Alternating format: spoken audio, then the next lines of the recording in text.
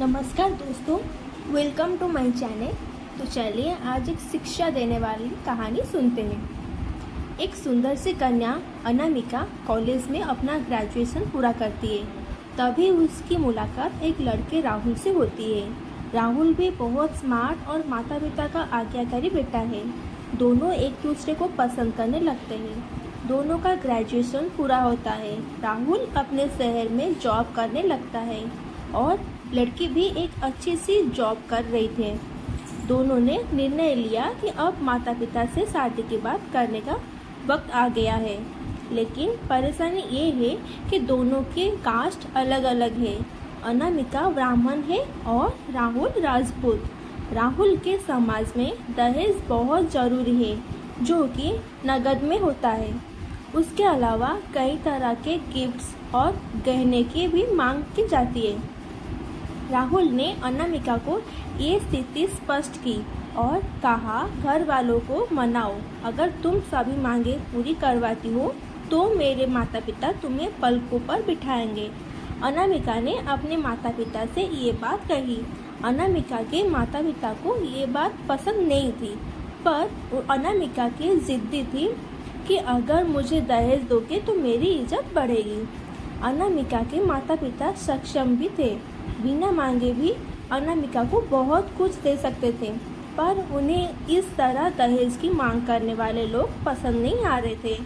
लेकिन माता पिता अनामिका की खुशी चाहते थे। उन्हें ये डर था कि कहीं उनकी बेटी ये ना सोचे कि वो अपनी बेटी को कुछ देना नहीं चाहते हैं। इसीलिए उन्होंने सभी शर्त मानी। शादी में राहुल को कार, प्लेट, फर्नीचर के साथ 50 लाख नगद दिए। साथ ही अनामिका को गहने भी दिए गए और सभी रिश्तेदारों को गिफ्ट्स भी और कपड़े भी दिए। शादी बहुत धूमधाम से की गई, कोई कमी नहीं छोड़ी गई। अनामिका को मन ही मन ये गुमान था कि कास्ट अलग होने के बावजूद माता पिता ने उसकी शादी ससुराल के हिसाब से की। अनामिका को विश्वास था कि उसे बेटी बनाकर रखा जाएगा, उसे वही प्यार दिया जाएगा जो उसके माता पिता ने दिया, क्योंकि उसने अपने ससुराल का मान रखा है। अनामिका ने अपने घर से ससुराल विदा ली। ब्राह्मण कन्या राजपूत घर की बहू बनी। ससुराल में बहुत ज़्यादा पर्दा प्रथा थी। बहू को मनचाहा खाने तक की स्वतंत्रता नहीं थी। कितनी भी भूख क्यों ना हो, घर की बहू सबके खाने के बाद खाएगी। यहाँ तक कि उसे घर के पुरुषों के सामने बैठने तक की इजाज़त नहीं थी। अनामिका ने इस बात पर एतराज़ दिखाया, पर उसकी किसी ने ना सुनी। राहुल ने भी ये बोलकर मुंह फेर लिया कि ये तो परंपरा है। अनामिका को जो गुमान था वो धरा के धरा रह गया। उसे अपने माता पिता की बात याद आई। जब उन्होंने समझाया था तो वो उनसे बहुत लड़ी थी। उसने ससुराल में बात करने का फैसला किया। अनामिका ने अपने सास, ससुर और पति से बात की, लेकिन उन्होंने नहीं सुनी और उसे बहुत बेरहमी से पिटा गया। अनामिका ने कभी ऐसा व्यवहार नहीं देखा था। उसे जिस लाए हुए दहेज पर घमंड था वो चूर चूर हो गया था। अनामिका को माता पिता से बात करने भी शर्म महसूस हो रही थी और इस कसम में एक दिन अनामिका ने अपने आप को ख़त्म कर दिया।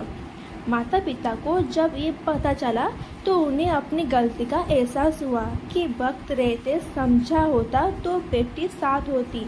जो लोग दहेज पर बेटे की शादी करते हैं उनकी सोच हर तरह से छोटी होती है। जो बेटे को नीलाम कर सकते हैं वो किसी और की बेटी को कैसे अपना बेटी बना सकते थे। दहेज कभी खुशियों को चाबी नहीं बन सकता। ये बात सभी को समझानी होगी।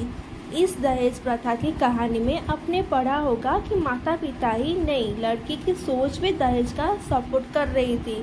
कई बार लड़कियों को दहेज का गुमान हो जाता है, पर जो लोग लोभी होते हैं वो कभी अच्छी नहीं हो सकते। ये बात सबको समझाने की ज़रूरत है। कहानियाँ जीवन में बहुत मायने रखती है। कई बार बड़ी से बड़ी डिग्री भी ज्ञान नहीं देती और एक छोटी सी कहानी जीवन बदल देती है। शिक्षाप्रद कहानी को आधार बनाकर अपने बच्चों के जीवन का सच ज्ञान देता है। ये थी आज का हमारी कहानी अगर आपको पसंद आई तो वीडियो को लाइक, शेयर और कमेंट करें और हमारे चैनल को सब्सक्राइब करें। Thank you.